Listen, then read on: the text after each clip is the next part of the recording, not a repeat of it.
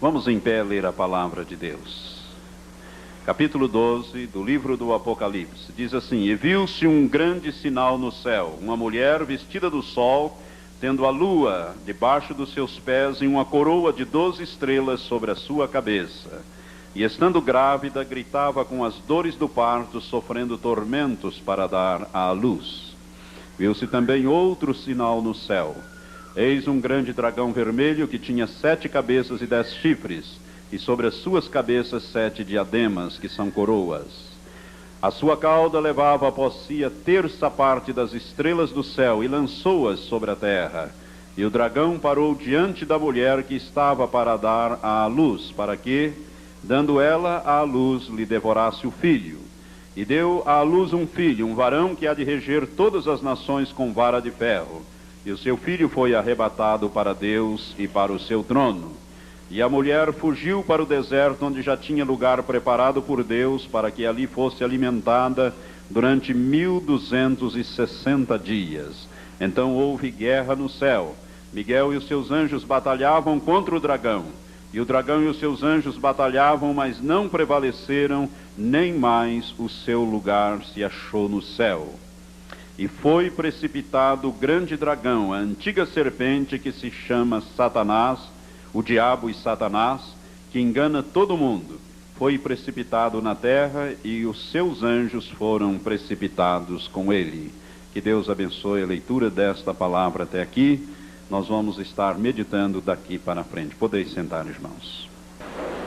Nas meditações anteriores, nós paramos, a última ministração que fizemos sobre este assunto foi no dia 21 de dezembro, quando então nós paramos nesse texto que estamos examinando agora. Nós já falamos aos irmãos que aqui nós temos alguns símbolos. O dragão, com 7 cabeças e 10 chifres, simboliza Satanás no seu poder completo sobre a terra durante todos estes milênios que ele vem governando através dos homens sobre a terra. Nós vimos também que a mulher aqui simboliza a igreja visível, e o filho varão é a igreja invisível, a igreja que será levada, a igreja que será arrebatada. E nós vimos que esta igreja, este filho varão, foi arrebatado para Deus e para o seu trono. E vimos também que Satanás se oporá ao arrebatamento da igreja. Hoje ele tem o seu reino estabelecido nas regiões celestes, no céu. Esse céu aqui não é o céu onde está o trono de Deus, mas sim no cosmo, nas regiões celestes. Mas ele será desalojado dali, ele se oporá ao arrebatamento da igreja, conforme nós já ministramos nas vezes anteriores, e Deus vai desalojá-lo de lá.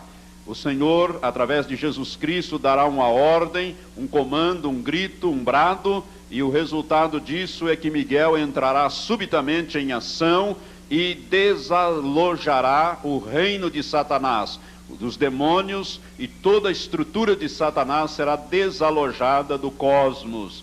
E a Bíblia diz que eles serão lançados sobre a terra.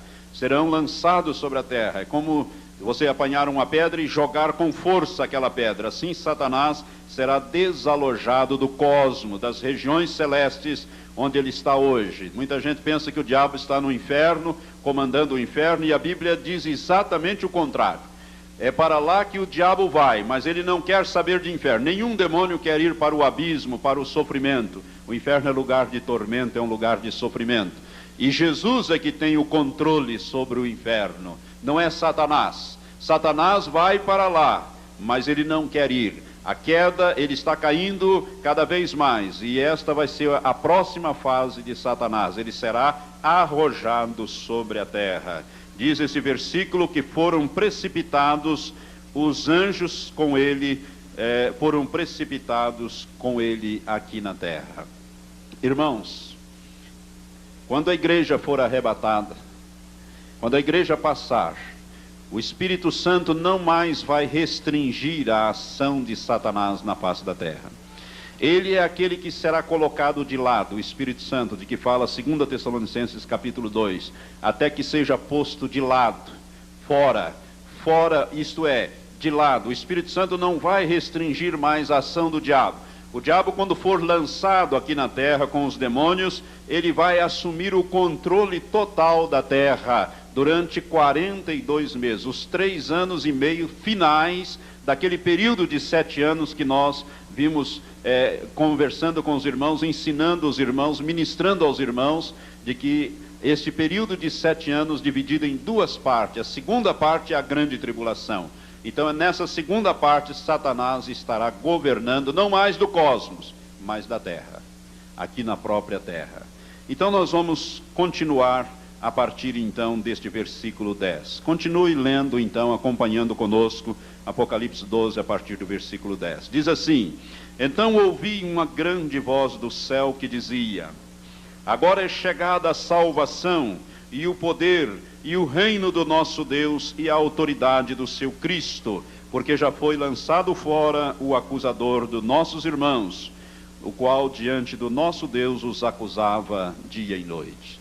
Irmãos, quando a igreja chegar no céu, quando a igreja passar por esta região, quando ela for arrebatada, encontrar Jesus nos ares, no cosmos também, Jesus virá e parará no cosmos, num determinado ponto. Nós iremos e encontraremos o Senhor nos ares, conforme nos fala 1 Tessalonicenses capítulo 4, a partir do versículo 16, e estaremos para sempre com o Senhor. Quando a igreja chegar no céu, vai haver uma verdadeira festa nos céus. É isso que esse versículo 10 diz: eu ouvi uma grande voz no céu. Esta grande voz só pode ser a voz de Deus, né? Porque quem tem voz grande no céu é Deus, né? Ouvi uma grande voz do céu que dizia: agora é chegada a salvação. Quando a igreja chega lá, chega a salvação, porque é a companhia dos salvos. A salvação, a igreja publica a salvação no mundo, a mensagem de salvação que a igreja tem, e tem nos dias de hoje, há 2000 anos, está publicando a mensagem de salvação. A igreja chegando, chega a salvação do nosso Deus, os salvos estão chegando lá. E diz aqui: agora é chegada a salvação e o poder. O poder também está chegando lá, porque o poder está com o filho varão, não está com a mulher. A situação da mulher mudou. Nós já vimos ali no versículo 6, e vamos abordar daqui mais um pouco melhor este assunto. A mulher, enquanto ela está com o filho varão no ventre, ou seja, enquanto a igreja visível não foi, ainda está visível na terra, enquanto a igreja não foi arrebatada, ou seja, está tudo misturado aqui, a igreja visível e a igreja invisível, aqueles que vão ser levados e os que vão ficar. Esta igreja está no cosmos, ela está com os pés sobre a lua, que é o símbolo das trevas, sobre o reino de Satanás, vestida de luz. Mas quando o filho varão é separado e levado, a situação desta igreja visível muda. Ela vai então se esconder, ela vai ser caçada. Por isso a autoridade, o poder pertence à igreja, está chegando no céu. Agora é chegado o poder. O poder de quem? De Jesus, está chegando lá.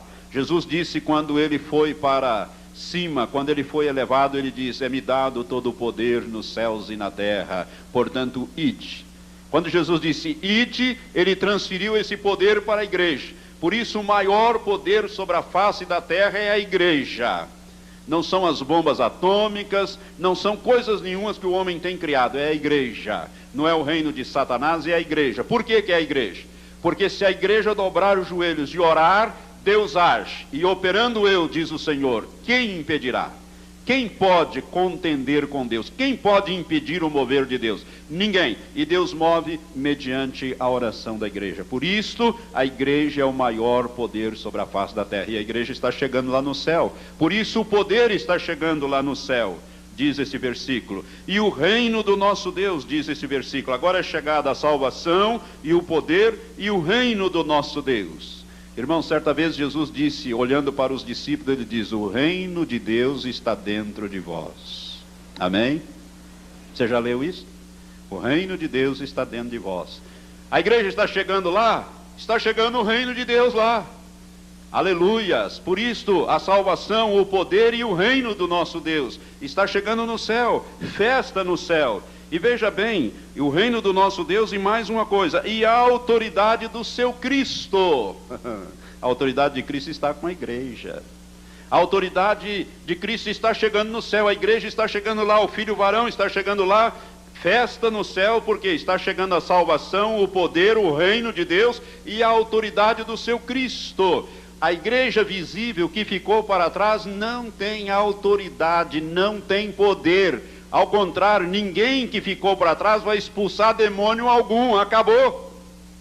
Se você ficar para trás, eu espero que você não fique. Você que me ouve pelas fitas aí. Você que está aqui não vai ficar, não é bem? Você que ouve pelo rádio também não. Mas se alguém quiser ficar para ver, né? Porque tem uns que são igual ao Tomé, tem que ver para crer. Se você ficar, não se meta a expulsar demônios, porque a autoridade do Senhor foi com a igreja. O poder e a autoridade do Cristo está com o Filho varão que chegou no céu. Por isso é anunciada que a autoridade do Cristo, de Cristo chegou no céu. Jesus vai se completar. Ele vai estar perfeito, acabado, cabeça e corpo junto. A Bíblia diz em Efésios e em outros textos, no capítulo 1 de Efésios, que Jesus, misticamente falando, ele é a cabeça e a igreja é o seu corpo. O corpo está chegando. Hoje, irmãos, o poder e a autoridade está com a igreja. Jesus não precisa de poder e autoridade. Jesus disse, é-me dado todo o poder nos céus e na terra. Quem que deu para ele? O Pai. Quem tem todo o poder e a autoridade é o Pai. Jesus disse, convém que eu vá, porque o Pai é maior do que eu. Jesus foi feito Senhor e Cristo sobre a terra, sobre todo o reino de Deus. Então Jesus, ele recebeu do Pai todo o poder. Ele disse, é-me dado todo o poder ou toda a autoridade nos céus e na terra. Portanto, ide. Quando ele decide, ele transferiu para a igreja. Portanto, a igreja subindo, a companhia dos santos, o Filho varão chegando, está chegando também a autoridade do seu Cristo, ou seja, do Senhor Jesus Cristo. Os que ficaram para trás vão ser perseguidos, acossados, e se apanhados vão ser martirizados. Portanto, não há mais autoridade sobre os que ficaram.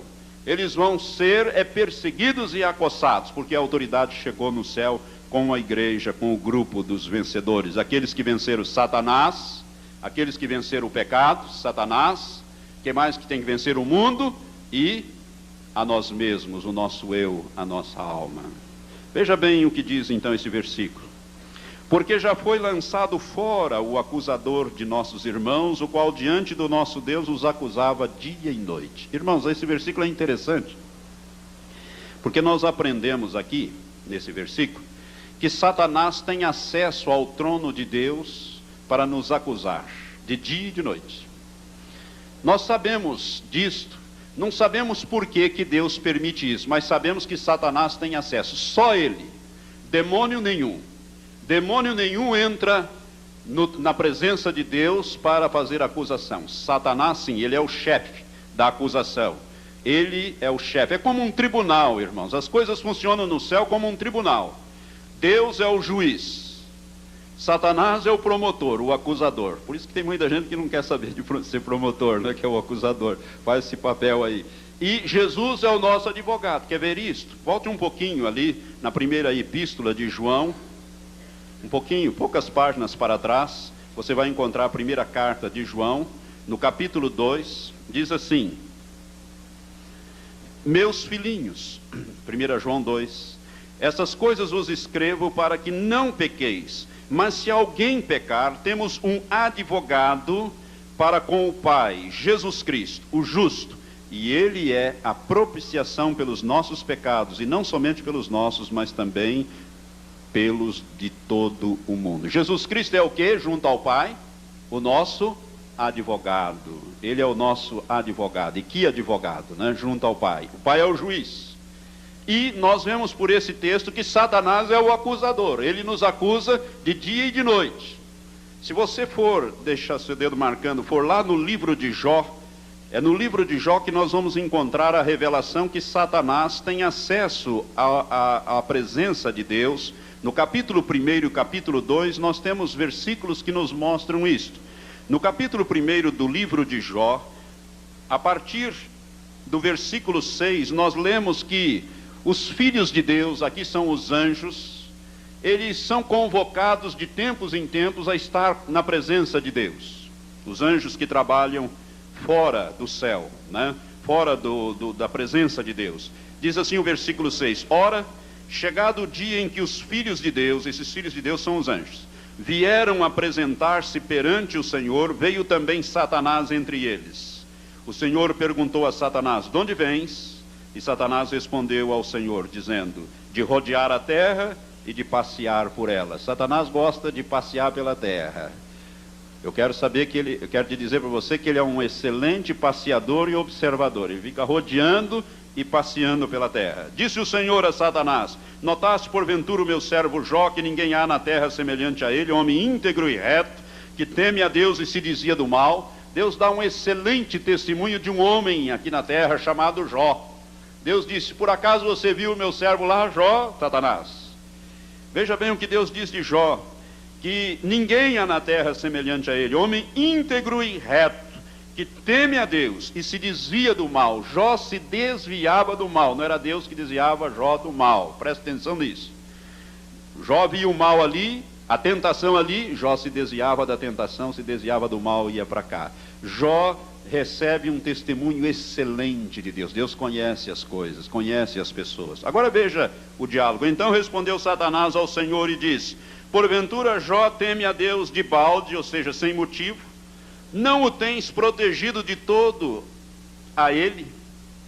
Não o tens protegido de todo lado a ele, a sua casa e tudo quanto tens? Tens abençoado a obra de suas mãos e os seus bens se multiplicam na terra. Satanás também acompanhava a vida de Jó. Satanás tinha um relatório muito completo a respeito de Jó.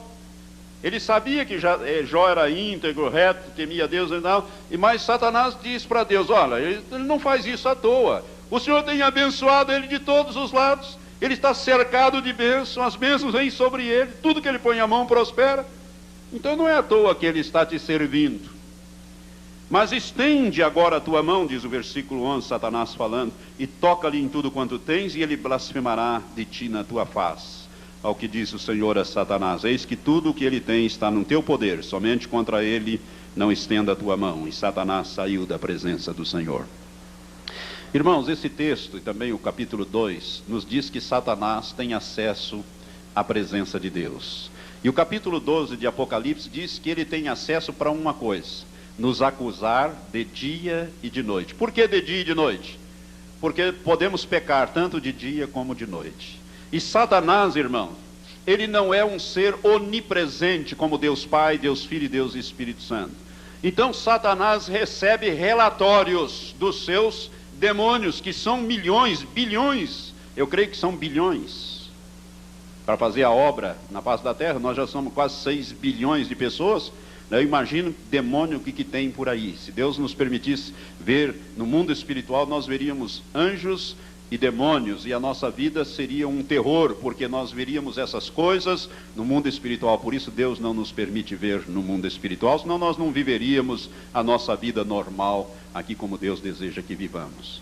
Mas ele nos acusa de dia e de noite. Portanto, quando você peca, imediatamente demônios que estão por aí próximo vão levar esse relatório exatamente ao seu maioral, e esse vai comunicar a Satanás, e Satanás vai te acusar diante de Deus. Não pense que ele não acusa, acusa sim. E não é mentira não, porque Deus, sendo onisciente, Deus não ia aceitar nenhuma acusação infundada. Deus ia dizer: ó, Satanás, nem venha com esse papo, não venha nem com essa acusação, porque isso não é verdade. Ele, quando traz uma acusação, ele traz uma acusação real, concreta, um pecado concreto. Vou dar um exemplo. Quando você rouba a Deus no dízimo, e é isto que você faz, porque Deus diz: com maldição sois amaldiçoados todos vós os que me roubais. E em que te roubamos? Pergunta. Nos dízimos e nas ofertas alçadas, está lá em Zacarias, ou melhor, Malaquias, capítulo 3, a partir do versículo 8. Quando você retém aquilo que não é teu, que é o dízimo, o que Satanás faz imediatamente? Irmãos, essa informação é levada a Satanás através dos demônios, e Satanás te acusa diante de Deus. Satanás faz mais ou menos assim. Eu vou tomar eu mesmo como exemplo, para não constranger ninguém.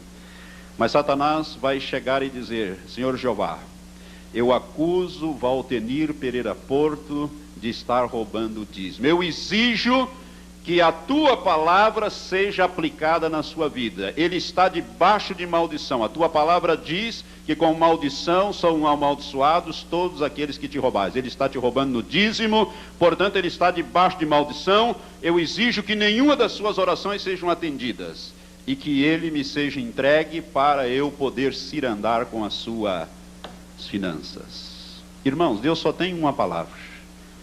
Deus vai permitir, porque já está permitido.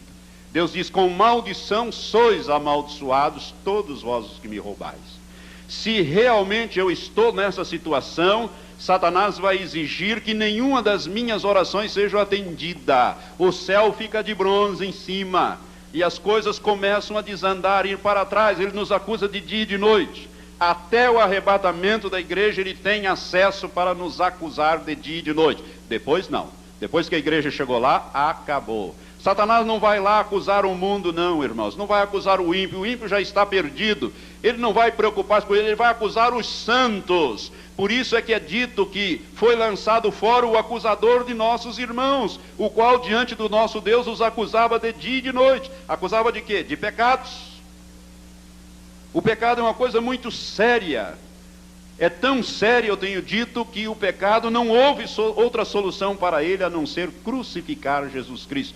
Deus, a suprema inteligência, não achou outra solução para o pecado senão matar o seu próprio filho na cruz. Por isso, o pecado é uma coisa muito séria. Ele nos acusa de dia e de noite. Ele é o nosso acusador. Não pense você. Agora, é por isso que o Espírito Santo que habita em mim vai me fazer lembrar do pecado, vai trazer a minha memória, o pecado vai pesar em minha consciência. O Espírito Santo não me acusa. Tem muita gente que diz que o Espírito Santo acusa. Não, ele não é o acusador. Mas ele vai me fazer ver que eu pequei contra Deus, que eu estou em falta diante de Deus. E a Bíblia diz naquele texto que eu li agora há pouco, em 1 João capítulo 2, que se nós pecarmos, nós temos um advogado junto ao Pai. E a Bíblia diz, nessa primeira carta de João, capítulo 2 mesmo, no versículo, eu vou ler aqui o versículo 9, se não me engano, 1 João capítulo 1, melhor dizendo, versículo 7 diz assim: mas se andarmos na luz como ele na luz está, temos comunhão uns com os outros, e o sangue de Jesus Cristo, seu Filho, nos purifica de todo o pecado. E diz aqui no versículo 9: se confessarmos os nossos pecados, ele é fiel e justo para nos perdoar os pecados e nos purificar de toda injustiça. Então o que eu devo fazer? O Espírito Santo me faz ver que eu pequei. Imediatamente eu começo a ficar incomodado. Você já teve essa experiência? Quando você mente, por exemplo, o Espírito Santo começa a mostrar a você que você pecou. E você começa a ficar angustiado, incomodado com aquilo. Enquanto você não vai, não pede perdão, não conserta aquilo, aquela coisa não foi consertada, você está debaixo, Satanás está te acusando e Deus está pronto para te sentenciar, dependendo da situação. A Bíblia diz que nós temos um advogado junto ao Pai, que é Jesus Cristo. O que eu tenho que fazer? Me arrepender e deixar, confessar, abandonar, pedir perdão. E a Bíblia diz que o sangue de Jesus Cristo, seu Filho, me purifica de todo o pecado e de toda a injustiça do pecado. Aleluias. Mas ele me acusa de dia e de noite. Mas a igreja chegou no céu. Por isso foi lançado fora o acusador. Satanás não tem mais, a partir do arrebatamento da igreja, Satanás não tem mais acesso à presença de Deus.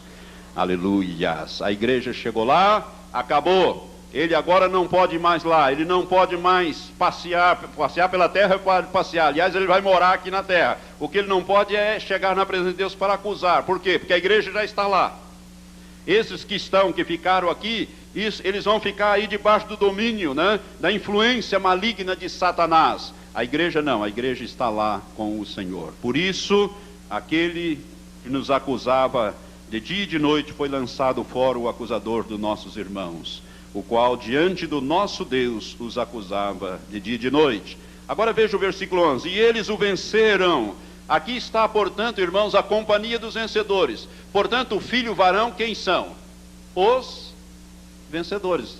Está certo para você? Ficou claro para você que o filho varão são os vencedores? O filho varão não é Jesus Cristo, irmãos. Por quê? Porque aqui está escrito: e eles o venceram. Quem são eles? os que foram arrebatados para Deus e para o seu trono. Não se trata da pessoa de Jesus Cristo, e sim se trata dos vencedores, ou seja, da igreja vencedora. Por isso está escrito aqui: e eles o venceram. Venceram a quem? A Satanás. E eles o venceram pelo sangue do Cordeiro e pela palavra do seu testemunho, e não amaram as suas vidas até a morte. Aqui estão os vencedores, aqueles que venceram. Estão chegando no céu, alegria no céu. Agora veja o versículo 12. Pelo que alegrai-vos, ó céus, e vós que neles habitais. Festa no céu, alegria, festa no céu. Pode imaginar, irmãos, o dia que chegar a igreja nos céus, o dia que chegar a igreja com Jesus, Jesus com a sua noiva, com a sua esposa está chegando. Eu posso ver aqui o Salmo, eu acho que é o Salmo 15, levantai, ó porta, as vossas cabeças, eis que entra o Rei da Glória. É Jesus chegando, aleluias. Esse salmo fala da vitória de Jesus, quando ele teve a vitória aqui na terra e ressuscitou. Quando ele chegou aos céus, foi aquela saudação: levantai, ó porta, as vossas cabeças, levantai, ó portais eternos, eis que entra o Rei da Glória. E quem é este Rei da Glória? O Senhor dos Exércitos, ele é o Rei da Glória. Jesus é o Senhor dos Exércitos, aleluias, o Deus eterno entre nós. Pelo que alegrai-vos, ó céus, e vós que neles habitai. Mas ai da terra e do mar, porque o diabo desceu a vós com grande ira, sabendo que pouco tempo lhe resta. Irmãos, quando o diabo vier para a terra, for projetado, arrojado para cá, ele sabe que ele tem só mais 3 anos e meio só. Irmãos, se ele pudesse, Satanás liquidaria com todo o ser humano na face da terra. Deus não permite isso, não vai permitir isso. Mas se ele pudesse, ele vai governar com poder total, mas Deus não vai permitir ele aniquilar o homem da face da terra, porque ele odeia o homem. Então ele, sabendo que pouco tempo lhe resta, o que ele vai fazer? Ele vai promover e estabelecer o seu reino aqui na terra com grande poder. Veja bem agora o versículo 13. Quando o dragão se viu precipitado na terra, perseguiu a mulher que dera à luz o filho varão. Até aqui, o dragão não está interessado na mulher. Satanás não tem interesse nesta mulher, ou seja, na igreja visível. Ele está interessado no filho varão, aquele grupo menor que sai do maior, aquele grupo que vai ser arrebatado para Deus e para o seu trono. Bom, ele não conseguiu apanhar o filho varão, ele não conseguiu impedir a passagem da igreja, ele não conseguiu botar a mão no filho varão. Então agora, quando ele vem para a terra, ele diz: aonde é que está? Onde é que estão os crentes que ficaram para trás? Onde é que estão os carnais? Onde é que estão aqueles que foram derrotados? É esses que eu quero agora, é esses que ficaram para trás. Irmãos, a Bíblia diz aqui que foram dadas, versículo 14, à mulher, que é a igreja visível, as 2 asas da grande águia para que voasse para o deserto, ao seu lugar onde é sustentada por um tempo e tempos e metade de um tempo, fora da vista das serpentes. Essa expressão, um tempo e tempos e metade de um tempo, significa 3 anos e meio. É uma forma hebraica de dizer 3 anos e meio, uma forma hebraica antiga de dizer 3 anos e meio.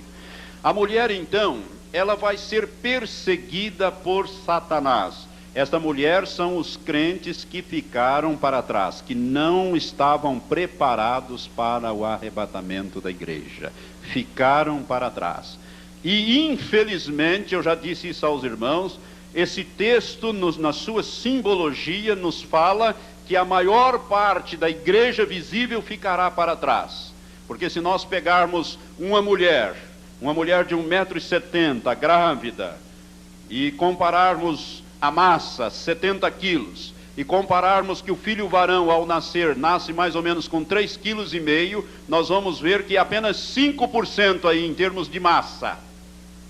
Há uma diferença muito grande. Eu não estou dizendo que apenas 5% serão arrebatados, mas eu estou dizendo, e esse texto está mostrando, que um grupo bem menor é que vai ser arrebatado, e para trás ficará o grupo bem maior, que não leva a vida cristã a sério, que não leva a palavra de Deus a sério, que não estará santo e irrepreensível quando Jesus vier buscar a igreja, porque a igreja que vai ser levada é a igreja vitoriosa, a igreja madura, a igreja santa e irrepreensível. O dragão, então, quando ele se viu precipitado na terra, ele foi procurar a mulher. E a Bíblia diz que foi dada à mulher, então, as duas asas da grande águia. Aqui é um símbolo, irmãos, que nós não sabemos o que é isso. Eu não sei o que significa isto. Já li algumas coisas. Por exemplo, em Êxodo, capítulo 19, versículo 4, Deus fala ali também de um símbolo de asas de águia. Deus diz, recordando aos filhos de Israel, que quando ele os tirou lá do Egito, ele os trouxe sobre asas de águia, até ali onde ele estava falando, que é o Sinai, o Monte Sinai. Ele diz, lembra-se de que eu os tirei, etc., e os trouxe por todo esse deserto, né, como em asas de águia, ou sobre asas de águia. Isso significa que Deus vai dar uma proteção para esta mulher, ou seja, para os santos que ficaram para trás. Mas Satanás vai persegui-los, não tenha dúvida disso. Eu vou mostrar alguns textos. Vamos primeiro em Daniel capítulo 7. Daniel capítulo 7, o livro do profeta Daniel capítulo 7, nos fala exatamente desta perseguição sobre os que ficaram para trás. Versículo 25 diz assim, a respeito do anticristo, que é o pequeno chifre aqui mencionado. O anjo, falando em Daniel capítulo 7, versículo 25, interpretando a visão a Daniel, diz assim, versículo 25, proferirá, isto é, o anticristo proferirá palavras contra o Altíssimo e consumirá os santos do Altíssimo, cuidará de mudar ou em mudar os tempos e a lei. Os santos lhe serão entregues na mão por um tempo e tempos e metade de um tempo, ou seja, 3 anos e meio. Que santos são esses? Que ele vai consumir. Essa palavra consumir significa que ele vai tentar destruir os santos que ficaram para trás no arrebatamento da igreja.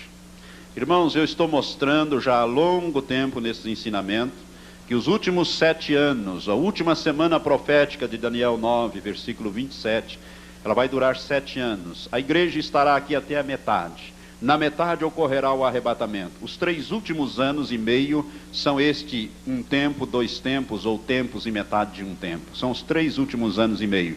O anticristo vai governar, Satanás através do anticristo governará com poder total. O Espírito Santo não intervirá mais, não restringirá o mal. Hoje, irmãos, Satanás não consegue levar o seu reino adiante, por quê? Porque o Espírito Santo que habita em nós impede a ação de Satanás. O Espírito Santo, ele restringe o mal. Nós podemos pisar a cabeça das serpentes e escorpiões e sobre todo o poder de Satanás. Mas a hora que a igreja for levada, não haverá mais restrição. O Espírito Santo, diz 2 Tessalonicenses 2, será colocado de lado. Ele parará de restringir o mal. E por isso os que ficaram para trás vão ser caçados por Satanás, ele vai fazer guerra aos santos e vai vencê-los.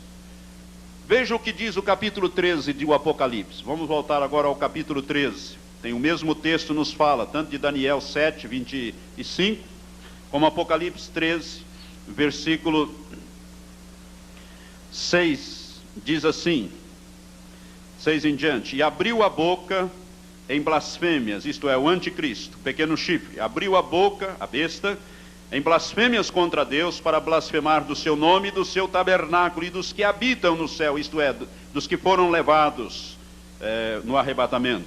Também lhe foi permitido fazer guerra aos santos e vencê-los, e deu-se-lhe autoridade sobre toda tribo, língua, povo e nação. Ele vai vencer os santos que ficaram para trás.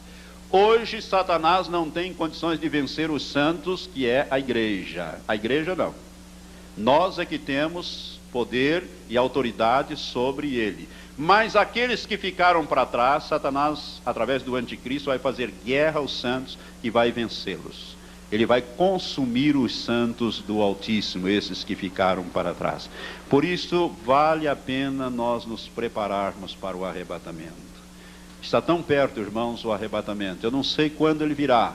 Nós estamos há 3 anos apenas, exatamente há 3 anos do século 21 e do 3º milênio, porque o 3º milênio e o século 21 começa dia 1º de janeiro do ano 2001. Não é no ano 2000 como muita gente pensa. O ano 2000, dia 31 de dezembro do ano 2000, encerra o século XX e o segundo milênio. E no dia 1º de janeiro de 2001, inicia o terceiro milênio e o século XXI. Estamos há 3 anos do final deste século e do próximo milênio. Eu não sei, Jesus pode voltar nesses 3 anos, como pode voltar depois, eu não sei. Sei que está muito perto, porque os sinais da volta dele nós já ministramos aqui na igreja, estão todos aí, só falta realmente aparecer o anticristo, se revelar o anticristo, e então nós teremos aí a consumação praticamente desses últimos 7 anos, né, que falta na face da terra. Esses 7 anos finais, que a Bíblia fala que no final deles Jesus vai voltar. Eu sei de uma coisa, que está muito próximo ao arrebatamento. Aí você pode dizer, pastor, mas se falta 7 anos, ainda faltam 7 anos. Mas a igreja não, a igreja será levada 3 anos e meio apenas. Ela não vai passar os 7 anos aqui, a igreja será tirada na metade desses 7 anos, aleluias. Nós não vamos ficar para a grande tribulação. A grande tribulação é para os santos que não estavam preparados, que não levaram Deus a sério, esses vão ficar. Então vamos voltar ao texto que nós estamos examinando. Versículo 14 diz, e foram dadas à mulher as 2 asas da grande águia, para que voasse para o deserto, ao seu lugar, onde é sustentada por um tempo e tempos e metade de um tempo, fora da vista da serpente. Irmãos, aqui nós temos um símbolo. Deserto aqui fala de lugar difícil, de situação difícil. Veja bem, Satanás governando, uma das coisas que ele vai impor imediatamente é a marcação, na mão ou na testa. Ninguém que não tenha o sinal da besta vai poder comprar e vender. E os que ficaram para trás vão ter que comprar e vender. Você vai ter que querer comprar gasolina, leite, água, coisa dessa natureza, e Satanás vai perseguir. Por isso eu já tenho dito para aquele que vai ficar para trás, quando passar o arrebatamento, você pega essas fitas, o pastor Valtenir falou do arrebatamento, a igreja já foi, eu fiquei, agora eu vou comprar fósforo, sal, uma espingarda, cartucho, e vou cair no mato aí, porque eu vou ser caçado pelo anticristo. E vai mesmo. Não tenha a menor dúvida disso. Jesus falou sobre isso. E Jesus não mente. Quando ele fala da grande tribulação em Mateus capítulo 24, versículo 15 em diante, ele fala sobre isso. E eu vou abordar este assunto mais para frente. Mas aqui, esta mulher vai para o deserto. Deserto aqui, irmãos, é uma situação muito difícil. Eu não creio que seja literal, mas poderá ser literalmente também. Eu não sei se essa escritura é literal ou não. Deus pode até reunir o povo dele num determinado ponto, numa situação difícil. Mas deserto nos fala de uma situação extremamente difícil. Alguém aqui já esteve no deserto? Está calor hoje? Imagine um deserto, com areia e sol, sem uma árvore, sem coisa nenhuma. O deserto atinge 45 graus brincando, chega até 50 graus. Né? E de noite a temperatura cai abaixo de 0. O corpo não aguenta essa mudança climática. De dia aquele calor terrível, e de noite um frio, né, de chegar abaixo de 0 a temperatura no deserto. Deserto nos fala então de uma situação muito difícil, extremamente difícil para aqueles que ficaram para trás. Deus vai preservar, sim, né, vai dar uma proteção, mas vai ser em tempos angustiosos e muito difíceis. Agora preste atenção, o versículo 15 diz: e a serpente lançou da sua boca atrás da mulher água como um rio, para fazer com que ela fosse arrebatada pela corrente. Nós sabemos que a serpente é Satanás, o diabo. A Bíblia já nesse próprio capítulo 12 identifica.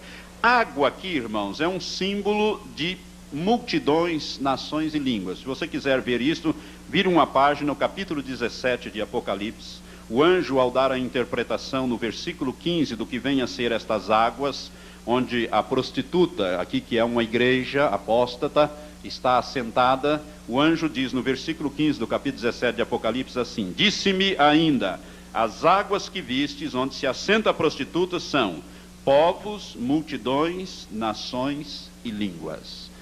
Ou seja, quando a serpente lançar da sua boca água como um rio, o que ela está lançando?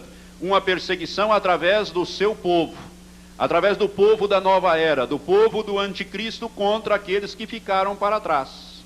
Então vai haver uma perseguição. Irmãos, hoje os satélites estão aí para espionar e localizar as pessoas. Hoje já existe satélite para localizar carro roubado. Não sei se você sabe disso. E futuramente as pessoas vão ser localizadas por satélites, principalmente aqueles que têm a marca. E esta marca, Satanás vai começar a incentivar a colocação desta marca muito antes, enquanto a igreja estiver aqui. Não será obrigatório, porque ninguém pode obrigar a igreja é um poder maior. Nós podemos orar e Deus impede essas coisas, mas depois que a igreja for tirada, será obrigatório. Então, quem não tiver a marca vai ser caçado e vai ser perseguido. E a Bíblia diz aqui que a serpente lançou da sua boca atrás da mulher água como rio, uma perseguição através do seu povo. Agora veja o versículo 16. A terra, porém, acudiu a mulher. Não é o Espírito Santo que vai dar proteção aos que ficaram para trás. É a terra, é interessante isso. Eu quero dizer que a terra aqui significa isso. A terra acudiu a mulher, e a terra abriu a boca e tragou o rio que o dragão lançara da sua boca. Ou seja, nesse período, irmãos, desses 3 anos e meio que haverá esta perseguição contra os que ficaram para trás, e haverá essa caçada humana, uma verdadeira caçada humana, eu quero dizer a você que Deus estará também nesse período derramando os seus juízos sobre a face da terra. Juízos que nós vamos ver quando falarmos da grande tribulação. Então não vai ser fácil também a perseguição. Ou seja, a terra vai acudir. Esses fenômenos naturais, os grandes terremotos, as saraivadas, as chuvas abundantes, o calor, essa confusão toda, essa mudança de clima, as pragas que Deus vai estar mandando, pestes na face da terra, isto vai matar o povo do anticristo. Isto vai dificultar também esta caçada. É mais ou menos naquele símbolo quando os filhos de Israel atravessaram o Mar Vermelho a pé enxutos. Quando os egípcios se meteram a atravessar, a Bíblia diz que eles atolaram. Eles começaram a atolar os seus carros, os cavalos, os soldados, e ficaram ilhados ali, e veio o mar e fechou o mar em cima deles e eles foram tragados. Vai ser difícil de perseguir. É a proteção que Deus vai dar para esses que ficaram para trás, mas não pelo Espírito Santo. Os que ficaram para trás, irmãos, não vão poder querer expulsar demônios, enfrentar esse pessoal do anticristo, porque quem for pego será martirizado ou vai ter que apostatar. Muitos apostatarão. Muitos preferirão viver mais 3 anos e meio e perder a salvação eterna. Muitos vão apostatar. Mas se você ficar para trás, meu amado, vale a pena você ir ao martírio, porque você vai herdar o reino de Deus. Você vai ressuscitar quando Jesus voltar 3 anos e meio e vai reinar com ele aqui na terra durante todo o milênio. Vale a pena você ir ao martírio e se tornar um mártir do Senhor Jesus Cristo. Não vale a pena você jogar fora uma eterna salvação por causa de uma perseguição de 3 anos e meio. Isto para os que vão ficar, mas você não precisa ficar. Você pode se preparar para estar para sempre com o Senhor. Esta palavra é para isso. É para nos despertar, nos compromissar com a vida cristã, com a verdadeira vida de santificação, sem a qual ninguém verá o Senhor, diz a Bíblia. E vamos continuar. Então a serpente lançou atrás da mulher, da sua boca, água como um rio, para fazer com que fosse arrebatada. A terra, porém, acudiu a mulher, e a terra abriu a boca e tragou o rio que o dragão lançara da sua boca. E o dragão irou-se contra a mulher, e foi fazer guerra aos demais filhos dela, os que guardam os mandamentos de Deus e mantêm o testemunho de Jesus. Essa mulher tem mais filhos. Que filhos são esses? A Bíblia diz aqui que são 2 tipos de filhos: os que guardam os mandamentos de Deus. Esses são os judeus. Os judeus guardam os mandamentos de Deus. São aferrados à lei de Moisés, ao Velho Testamento, estão lá atrás dos mandamentos de Deus e com aquela coisa toda. Deus, a mulher vai perseguir a estes, os que guardam os mandamentos de Deus, e os que mantêm o testemunho de Jesus, ou seja, os que se converteram durante a grande tribulação, e mesmo naquela situação difícil, mantêm o testemunho de Jesus. Vão ser martirizados, mas mantêm o testemunho de Jesus. São os demais filhos desta mulher, desta igreja visível que ficou para trás. Irmãos, vai haver salvação durante a grande tribulação. O que não vai haver é a igreja. Igreja não haverá, mesmo porque a igreja já está pronta, já foi completa, o corpo de Cristo está pronto, já foi levado, já está completo. Não haverá igreja.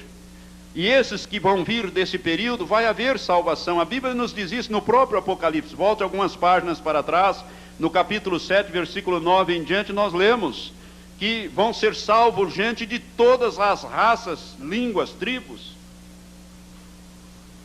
povos, nações. Versículo 9 do Apocalipse 7, capítulo 7, versículo 9 diz: depois dessas coisas olhei, e eis uma grande multidão que ninguém podia contar, de tão grande, de todas as nações, tribos, povos e línguas, que estavam em pé diante do trono e em presença do Cordeiro, trajando compridas vestes brancas e com palmas nas mãos, e clamavam com grande voz: salvação ao nosso Deus que está assentado sobre o trono e ao Cordeiro. E todos os anjos estavam em pé ao redor do trono e dos anciãos e dos 4 seres viventes, e prostravam-se diante do trono sobre os seus rostos e adoravam a Deus, dizendo: amém. Louvor e glória e sabedoria, ações de graças e honra e poder e força ao nosso Deus pelos séculos dos séculos. Amém. E um dos anciãos me perguntou: esses que trajam as compridas vestes brancas, quem são eles e de onde vieram? Respondi-lhe: meu Senhor, tu sabes. Disse-me ele: estes são os que vêm da grande tribulação. Outra versão diz: estes são os que vieram da grande tribulação e lavaram as suas vestes e as branquearam no sangue do Cordeiro. Da onde é que vieram? Da grande tribulação. Haverá salvação na grande tribulação. Vai salvar tanta gente. Irmãos, pessoas que estão aqui dentro da igreja, muitas pessoas que estão dentro da igreja, que estão ouvindo a mensagem da salvação, que o pastor prega, o pastor Laércio prega, todos os pastores pregam aqui. Você que conhece a verdade, mas tem mantido o seu coração endurecido, e de repente ocorreu o arrebatamento da igreja, sua esposa subiu, seus filhos foram e você ficou. E agora, você quer a salvação, e você vai ser salvo. Deus vai salvar sim, mas vai passar pela grande tribulação. Está vendo? Esses vão vir da grande tribulação, vão lavar as suas vestes no sangue do Cordeiro. Eles estão com vestes brancas, com palma nas mãos. E se nós olharmos lá para o capítulo 6 de Apocalipse, as almas daqueles que foram degolados estão com vestes brancas e palma nas mãos. São os mártires. Esses vão ser martirizados, todos eles vão morrer durante a grande tribulação. Vieram da grande tribulação lavar as suas vestes. Muitas pessoas que têm resistido hoje, que têm levado assim no oba-oba, que têm feito ouvido de mercadores das mensagens, vão ser salvos, porque Deus é misericordioso, Ele vai salvar. A salvação não será retirada da terra. O que será levado é a igreja. Não haverá igreja, nem mesmo igreja, templo como nós estamos vendo hoje aqui. Eu creio, irmãos, que Satanás vai tomar conta, o anticristo vai tomar conta, se Deus não destruir com um terremoto esse templo, desse lugar. Eu creio que Deus vai destruir aquele que nós vamos construir com ar-condicionado e tudo mais. Quando a igreja for levar, Deus vai mandar uns terremotos, eu tenho certeza, para destruir isso, para Satanás não pegar. Mas se não destruir, o anticristo vai pegar esses templos. Porque não vai ter mais templo, não vai ter mais religião, ele não vai permitir isso, a não ser para adorá-lo. Ele vai usar nos seus próprios interesses, ele vai governar a terra com poder total, e vai fazer guerra aos santos que ficaram para trás, e a Bíblia diz que ele vai consumir os santos do Altíssimo, ou seja, aqueles que vão vir da grande tribulação e vão lavar as suas vestes no sangue do Cordeiro. Vai haver salvação. Inclusive durante o milênio. Quando eu falar sobre o milênio eu vou mostrar isso. Vai haver salvação também durante o milênio. Mesmo depois que Cristo voltar, quando Cristo estiver governando aqui, pessoas vão ser salvas durante o milênio. Mas vai haver salvação durante a grande tribulação. Mas vale a pena você hoje entregar a sua vida. Hoje você é salvo pela graça, favor imerecido. Hoje você pode entregar a sua vida e se preparar para o arrebatamento da igreja. Quantos que estão ouvindo a palavra de Deus, mas não têm levado a palavra de Deus a sério? Esses vão passar pela grande tribulação. E o dragão irou-se contra a mulher, e foi fazer guerra aos demais filhos dela, os que guardam os mandamentos de Deus, que são os judeus. e mantêm o testemunho de Jesus, que são os cristãos que se converterem durante a grande tribulação. E o dragão parou sobre a areia do mar, e então vi subir do mar uma besta que tinha 10 chifres e 7 cabeças. Ou seja, o anticristo assume poder total depois do arrebatamento dos santos da igreja. Amém? Eu dou por encerrado esse estudo sobre o arrebatamento da igreja do ângulo visto dos céus. É glorioso. Sabe, irmãos, Deus nos chamou para sermos vencedores. A Bíblia diz, Jesus fala numa parábola, que muitos são chamados, mas poucos os escolhidos. Você foi chamado para ser um vencedor. Você pode ser um escolhido para pertencer ao corpo de Cristo, daqueles que vão ser arrebatados para Deus e para o seu trono. O maior propósito de Deus com o homem é levá-lo a governar o universo com ele. Amém. Não é assim? Você pode ser um desses vencedores. Esta palavra é dada para a tua preparação. Se você já nasceu de novo, você já foi chamado para o reino, e Deus quer te transformar num vencedor. Mas se você ainda não nasceu de novo, você precisa entregar a sua vida a Jesus, fazer uma aliança. A Bíblia diz, se hoje ouvirdes a sua voz, não endureçais os vossos corações. Feche os seus olhos agora, todos os crentes com os olhos fechados, todos agora. Eu quero fazer um apelo, porque eu sinto que você não pode ficar para trás. Você que ainda não fez uma aliança com Jesus Cristo, Jesus quer fazer esta aliança hoje com você. Deus quer fazer esta aliança através de Jesus Cristo, e Ele está à porta do seu coração batendo. Se você ouvir, abrir a porta, Ele vai entrar na sua vida, vai fazer uma aliança de vida eterna com você, e vai te preparar para a volta de Jesus, e você vai subir para estar para sempre com o Senhor. Quantos que não têm a certeza da sua salvação, mas deseja hoje fazer esta aliança, quer fazer um compromisso de vida eterna com Jesus, quer receber Jesus como Salvador e também como Senhor da sua vida? Quantos ainda não fizeram essa decisão, que estão aqui e desejam fazê-la hoje? Levante bem alto a sua mão, eu quero orar com você. Bem alto, graças a Deus. Várias mãos estão sendo levantadas. Graças a Deus, graças a Deus. Louvado seja Deus. Pode baixar. Há mais alguém? Há mais alguém? Graças a Deus, mais uma vida ali. E você que está me ouvindo pelo rádio, você também pode tomar esta mesma decisão, a decisão de entregar a sua vida a Jesus, tomá-lo como Senhor da sua vida, sair desta situação de pecado, de morte eterna que você está vivendo. Porque quem tem o Filho, diz a Bíblia, tem a vida, mas quem não tem o Filho de Deus não tem a vida eterna. Se você não tem o Filho de Deus na sua vida, você não tem a vida eterna de Deus. Mas se você tem o Filho de Deus, você tem a vida eterna. Há mais alguém entre nós que deseja tomar essa decisão? Graças a Deus, mais um jovem lá atrás. Levante bem alto a sua mão, mais uma senhora ali. Obrigado, pode baixar. Há mais alguém? Eu quero convidar essas pessoas rapidamente, nós não temos muito tempo. Você que levantou a sua mão, não tenha vergonha. Todos nós com os olhos fechados, orando agora. Peça permissão, saia do seu lugar, venha aqui à frente, eu quero orar com você. Você vai fazer uma oração de confissão e o seu nome vai ser escrito no livro da vida do Cordeiro hoje. Aleluias. Essa decisão é muito importante. Eu a tomei quando era jovem ainda, e você também está tomando. Se há algo entre nós, algum adolescente que foi tocado pelo Espírito Santo, pode vir aqui à frente, chegue bem perto aqui. Nós vamos fazer essa oração agora. Quem vai orar é você, eu vou apenas guiá-lo nesta oração, e eu tenho certeza que o Senhor vai ouvir a sua oração e vai escrever o seu nome no livro da vida, e você vai ter o direito de herdar a salvação, de participar do arrebatamento da igreja. Aleluias. Há mais alguém? Pode vir, nós estamos aguardando, seja rápido. Você que me ouve pelo rádio também, faça esta oração agora. Se você quer entregar a sua vida a Jesus, quer fazer uma aliança com Deus através de Jesus Cristo, uma aliança de vida eterna, faça então comigo esta oração. Eu quero pedir a você que está aqui, e você que me ouve, põe a tua mão agora, a mão direita sobre o teu coração, num gesto de confissão, de amor e também de contrição, com os teus olhos fechados, de todo o teu coração, com os teus pensamentos voltados para Deus agora. Ore esta oração, diga em voz alta após mim: Senhor Deus e Pai, eu venho a Ti agora para entregar a minha vida a Jesus, porque reconheço que sou pecador e que foram os meus pecados que levaram Jesus a morrer na cruz em meu lugar.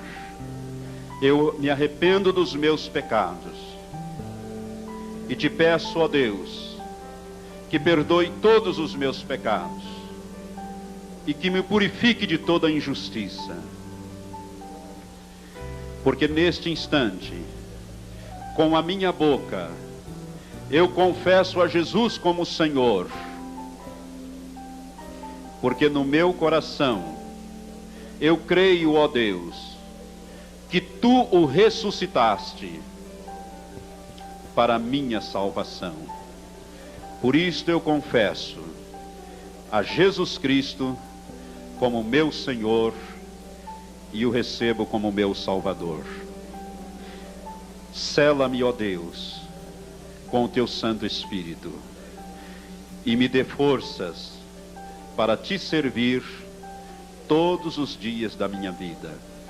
É o que eu te peço e agradeço em nome de Jesus. Amém. Com os teus olhos fechados, você não precisa orar, apenas eu vou orar. Pai, toma essas vidas nas tuas mãos. Senhor, recebe essas confissões, ó Pai, e coloca, Senhor, esses nomes no livro da vida do Cordeiro de Deus, que é Jesus Cristo. Senhor, sela assim com o teu Santo Espírito. Ó Espírito Santo, vem habitar nelas agora, e a partir de agora dirige essas vidas. Ó Senhor, toma conta dessas ovelhinhas que acabam de nascer no teu reino. Senhor, as alimenta, as fortaleça. Ó Pai, guarde, coloca os teus anjos, dê ordem aos teus anjos magníficos, ó Pai, em poder e força, para que guardem estas vidas a partir de agora, com círculos de proteção de fogo sobre elas, Pai. Porque agora, Satanás, através do Espírito Santo, nós falamos com vocês, Satanás e demônios. Ouçam, vocês ouviram estas confissões? Essas vidas não te pertencem mais, elas têm um novo Senhor, e o Senhor delas chama-se Jesus Cristo, Filho de Deus. Portanto, se arrede para longe dessas vidas, para longe delas, agora em nome de Jesus. Vocês não têm mais poder sobre elas. Nós quebramos todo vínculo, toda base, todo grilhão, toda prisão. Nós desfazemos isto agora em nome de Jesus. Nós proclamamos essas vidas livres para servir ao Deus eterno. Senhor, nós os abençoamos no espírito, na alma e no corpo. Também os que nos ouvem pelo rádio faz esta confissão em nome de Jesus. Amém. Amém? Olha aqui para mim. Você hoje nasceu de novo. Se a tua confissão, se a sua oração foi sincera, teu nome foi escrito no livro da vida do Cordeiro hoje. Não importa a tua idade, você nasceu de novo hoje. Você hoje entrou na família de Deus. Quatro coisas eu quero pedir rapidamente para você. Primeiro, leia a Bíblia. Ela é o alimento para o nosso espírito. Então comece nos evangelhos, Mateus, e vai até o Apocalipse, depois volta outra vez e leia. Você vai ser alimentado pela palavra de Deus. O Espírito Santo, que é o autor da Bíblia, ele vai revelar a palavra de Deus para você. Leia também o livro de Salmos, no Velho Testamento, e o livro de Provérbios, junto com o Novo Testamento. Amém? Alimente-se da palavra de Deus. Segunda coisa, ore. Orar é falar com Deus nas nossas próprias palavras. Como você falaria com seu pai, você tem agora um pai celestial. Pode falar com ele, coloca os seus problemas para ele, as suas necessidades, suas ansiedades, e Deus vai estar agindo na sua vida. Terceira coisa, dê testemunho. O que é isso? As pessoas vão começar a notar que você mudou. Vão dizer, mas o que aconteceu com você? Você está mais alegre, você está mais feliz? O que aconteceu? É a hora de você dizer, olha, aconteceu uma coisa fantástica comigo. Jesus entrou na minha vida. Conta a tua experiência para ele, isso é testemunhar. E a quarta coisa, frequente uma igreja evangélica, onde você vai aprender a estudar a Bíblia e vai crescer, vai ser alimentado. Esta igreja está com as portas abertas para recebê-los em nosso meio. Amém? Seja bem-vindo à família de Deus. Pode retornar ao seu lugar. Marque esse dia, hein? O dia do teu novo nascimento.